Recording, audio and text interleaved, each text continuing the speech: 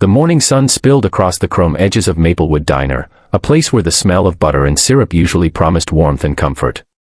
But on this particular day, the light couldn't erase the darkness that crept into the hearts of a few cruel boys.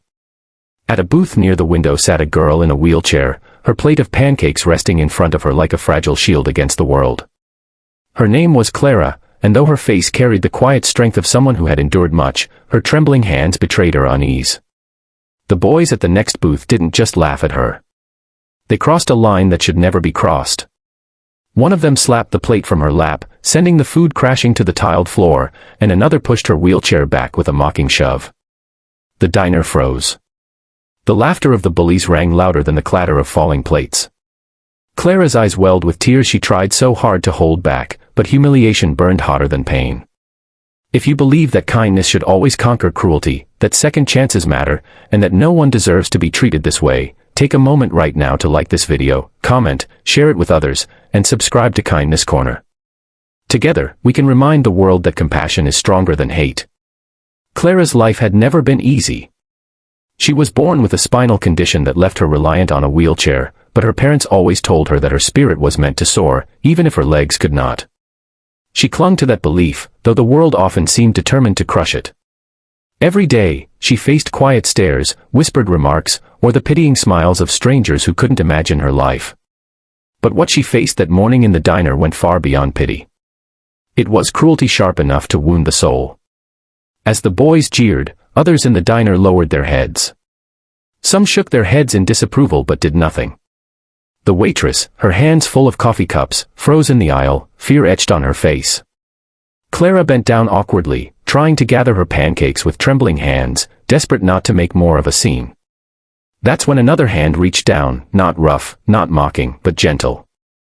An older man, gray at the temples, quietly picked up the plate and set it back in front of her. "Don't mind them," he whispered, but his eyes darted nervously toward the gang of teenagers.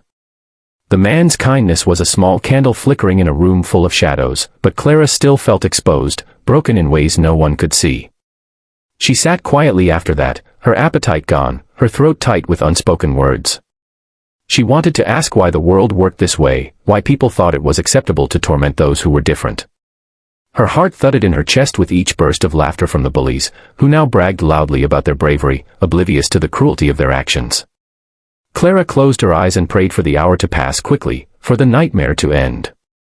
An hour later, something unexpected happened, something that shifted the entire energy of the diner. It began as a low rumble, almost like thunder. Heads turned toward the wide glass windows as the sound grew louder, more distinct. Dozens of motorcycles rolled into the parking lot, their chrome glinting under the daylight. The sight alone was enough to make conversations hush and forks freeze in midair.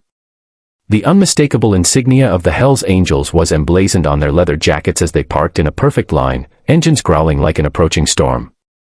The bullies, who just moments ago carried themselves with arrogance, suddenly grew restless. Their smirks faltered. Everyone knew the reputation of the Hells Angels, fierce, fearless, and unafraid to stand their ground. When the door of the diner swung open, the bell jingled softly, but the silence that followed was louder than anything. A towering man with a beard and steel-hard eyes walked in, his vest heavy with patches. Behind him came another, and then another, until the diner felt smaller, its air charged with tension. Clara's eyes widened, her pulse racing with both fear and wonder.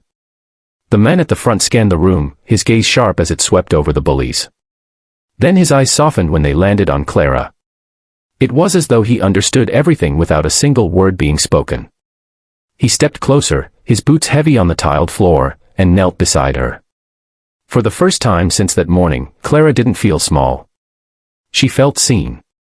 Protected.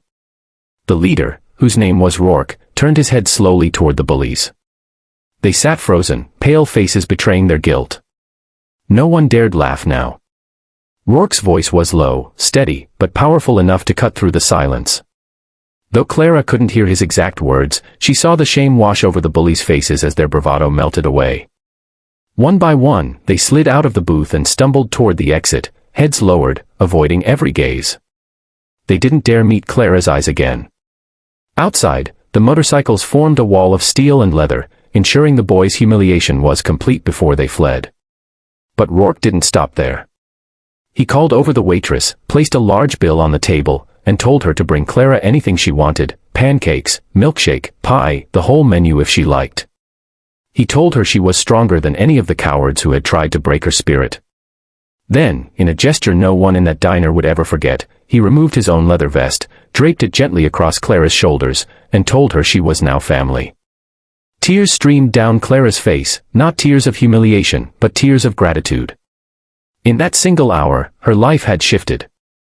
What began as a morning of pain became a moment of profound transformation. She realized kindness can come from unexpected places, and that sometimes the fiercest-looking people carried the softest hearts. The diner erupted in quiet applause, some patrons wiping tears from their eyes. The waitress hugged Clara, promising her that she'd never again sit in that diner feeling invisible.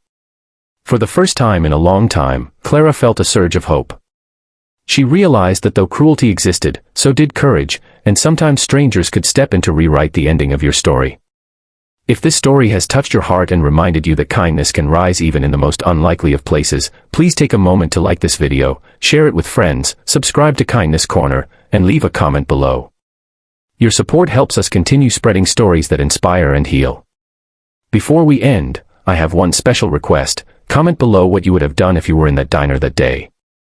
Would you have stood up for Clara? Your words might inspire someone else to act with courage when the moment comes.